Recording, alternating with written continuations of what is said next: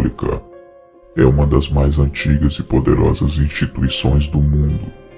Criada há 2000 anos, ela surgiu de um homem que não foi Jesus e cresceu até ser dona do mundo. Mas para isso, sua história foi marcada com mortes, traições, roubos, pecados e até mesmo associação com algum dos piores vilões da nossa história. E nesta nova série do canal, nós vamos contar esses segredos e mostrar o que eles querem esconder, mostrando que a maior instituição religiosa do mundo também é uma das mais ricas, possuindo tantas coisas que poderia mudar o rumo do planeta com o seu dinheiro e a sua influência. Além disso, falaremos sobre as figuras que moldaram a igreja, os papas. Contaremos o que alguns desses poderosos homens fizeram para conseguir o poder e todas as loucuras que fizeram para mantê-lo, indo além de assassinatos de concorrentes até a união com nazistas, fascistas, maçons, iluminatis e satanistas. Então, se você quer desvendar os segredos mais obscuros destes 2000 anos de história da Igreja Católica e todo o seu poder, não deixe de acompanhar esta nova série. Hoje começaremos com o seu início. Poucas pessoas conhecem a verdadeira história do surgimento da Igreja Católica e do seu vasto poder. Depois deste vídeo, você vai aprender a diferenciar o verdadeiro cristianismo da Igreja Católica. Sim, a Igreja Católica não é cristã, se formos levar ao pé da letra as palavras ditas por Jesus Cristo registradas nos Evangelhos. Das religiões que se intitulam como cristãs, a Igreja Católica é a que mais fica distante do verdadeiro Evangelho deixado por Cristo. Sentem-se, crianças. O tio Lu vai contar uma história para vocês.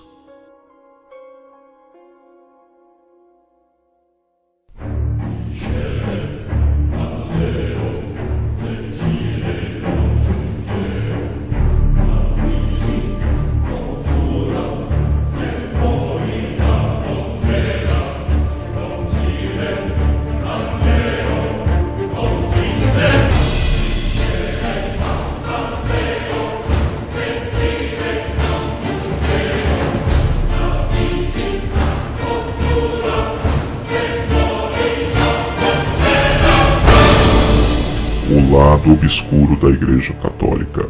Capítulo 1. O começo. Pois também te digo que tu és Pedro, e sobre esta pedra edificarei a minha igreja, e as portas do inferno não prevalecerão contra ela. Eu te darei as chaves dos céus, e tudo que ligares na terra será ligado nos céus, e tudo que desligares na terra será desligado nos céus. Baseando-se neste versículo que se encontra em Mateus capítulo 16, versículos 18 e 19, os primeiros católicos apostólicos romanos fundaram o catolicismo, o que é bem diferente da igreja primitiva fundada pelos apóstolos de Cristo. A igreja primitiva tinha o intuito de levar a palavra de Deus, e a Igreja Católica tinha o interesse de politizar a fé e controlar a população para beneficiar o Império Romano. Assim surgiu a Igreja Católica, uma espécie de primeiro Papa, que segundo eles foi o apóstolo Pedro, mas estudando o cristianismo, sabemos que Pedro nunca foi Papa e que ele nunca fundou a Igreja Católica. Durante muitos anos, a Igreja era apenas um conjunto de ensinamentos de Cristo e não uma instituição oficial, pois Roma não tinha essa religião como verdadeira. Inclusive, Roma perseguia e matava os cristãos, oferecendo os cristãos a leões, entretendo o povo nas arenas matando milhares e milhares de pessoas inocentes que apenas professavam a sua fé a Cristo.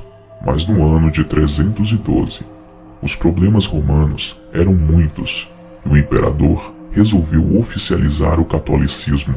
Assim, Constantino se utilizou da nova religião para tentar unificar seu povo. Não que ele realmente acreditasse nela, mas ele viu o poder que o cristianismo tinha para influenciar e dominar as mentes.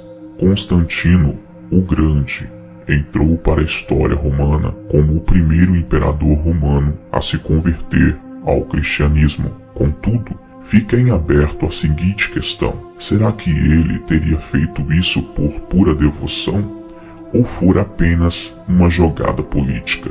Constantino, antes de se tornar cristão, era um homem devoto, inicialmente, ao culto dos deuses romanos, que para o cristianismo são demônios camuflados de seres extraordinários, mas não passam de anjos caídos que enganam as pessoas. A conversão do imperador romano Constantino é considerado o fato mais emblemático na história do cristianismo, depois dos relatos bíblicos. Como decorrência desta suposta conversão, em 313 ele assinou um decreto conhecido como Edito de Milão, na qual a religião, sugerida a partir dos ensinamentos de Jesus Cristo, deixou para trás os tempos de clandestinidade no Império Romano. Porém, o reconhecimento como a religião oficial do Império só viria a acontecer mais tarde. Além disso, a promulgação do edito serviu como pontapé inicial para a Igreja de Roma, aos poucos, alcançar a primazia religiosa que a sustenta até hoje. A explicação para esta suposta conversão do imperador Constantino é que antes de uma das inúmeras batalhas, ele teve um sonho durante a noite, e neste sonho, ele viu uma cruz, e nesta cruz estava escrito as seguintes palavras: sob este símbolo vencerás. Na manhã seguinte, ele ordenou que fosse pintada uma cruz em todos os escudos dos soldados e a batalha resultou numa esmagadora vitória do seu exército. A partir daquele momento, Constantino passou a se confessar cristão, sendo esta a razão, inclusive, para a cruz se tornar o símbolo do cristianismo. Não sei se você já percebeu, mas o símbolo do cristianismo é a arma que foi usada para matar o seu criador. Isso é no mínimo estranho, não acha? Entretanto, a despeito desse relato, não me convenço que houve uma sincera conversão da parte do imperador Constantino. Me parece que ele enxergou no cristianismo um meio de consolidar o poder, já que após a vitória na citada batalha, ele se convertera no único soberano do lado ocidental do império, e os cristãos formavam um único grupo que não o via como seu Senhor Supremo. Os cristãos daquela época não acreditavam na conversão sincera do imperador Constantino, sem esquecer que grande parte dos cristãos daquela época preferiam a morte a ter que participar de rituais não cristãos, muitos pagando com a própria vida por tamanho crime, entre aspas. Esses mártires, como ficaram conhecidos, morriam por amor à causa, o que certamente deixava os integrantes do alto comando romano, bem como o próprio imperador Constantino, perplexos diante de tamanho nível de entrega e fidelidade. Como controlar um povo que não tem medo de morrer? Como ameaçá-los para que obedeçam às suas ordens e decretos? Foi com este questionamento que o Império Romano criou a estratégia de se apossar do cristianismo. Acredita-se que foi daí que surgiu o velho ditado: se não pode com eles, junte-se a eles. Assim surgiu o que conhecemos como catolicismo, e por conta deste domínio de Roma sobre o cristianismo, veio o nome que perdura há mais de 2000 anos: Igreja Católica Apostólica Romana. Você já deve ter se perguntado, por que o nome católica? Bem, vamos explicar. A palavra católico vem do grego católicos, que quer dizer para todos, ou algo universal. Ela ganhou este nome porque o imperador romano aplicou um decreto que obrigava todas as pessoas a se converterem à Igreja Católica. Quem não se tornasse católico era perseguido, preso ou morto. Afinal, controlar uma única religião era mais fácil. Vale ressaltar ainda que um antigo historiador chamado Políbios, certa vez ao analisar as crenças gregas e romanas, ao final concluiu que os romanos tendiam a praticar menos iniquidades do que os gregos, pois acreditavam na existência do inferno.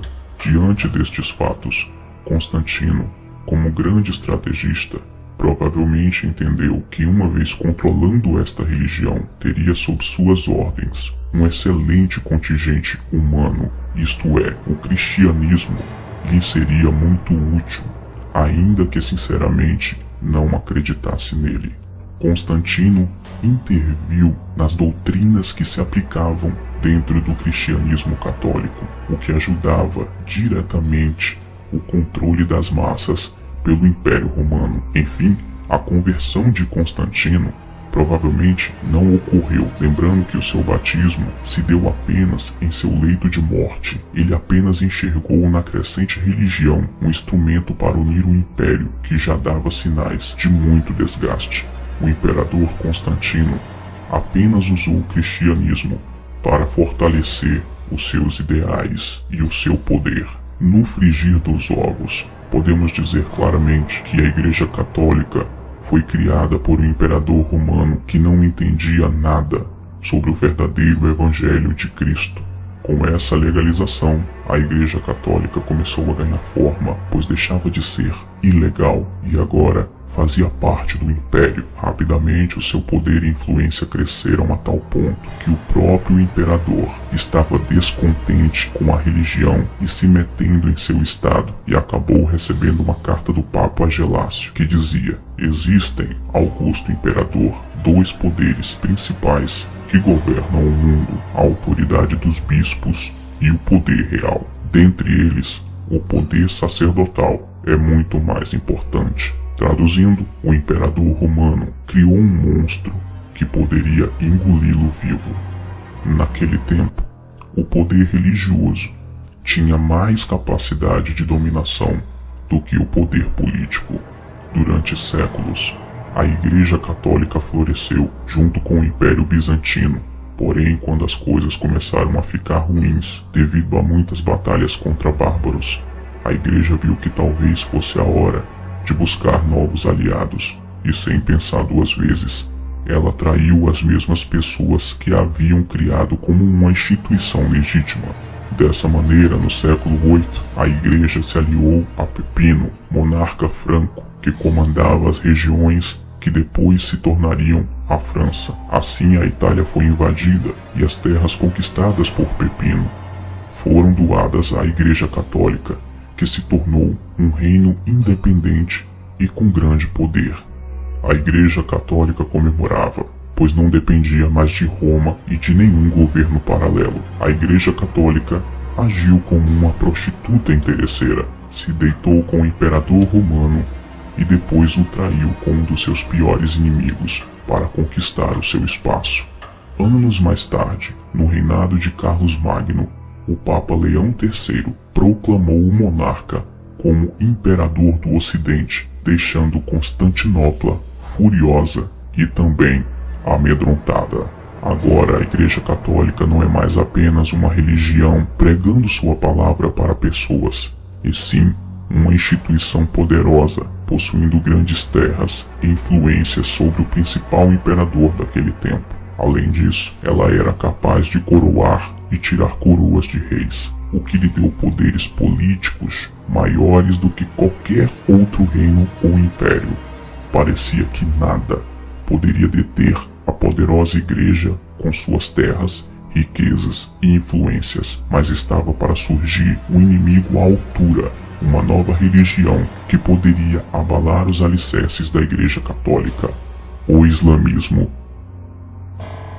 Veremos essa história de calamidade e morte de milhares de pessoas, inclusive de muitos inocentes, no próximo episódio de O Lado Obscuro da Igreja Católica, capítulo 2, A Maldita Guerra Santa. Não perca! o próximo vídeo da série.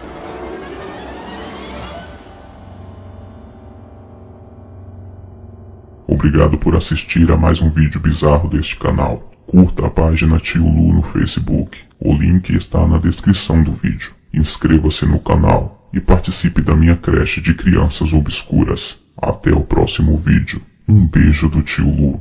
Sonhem comigo.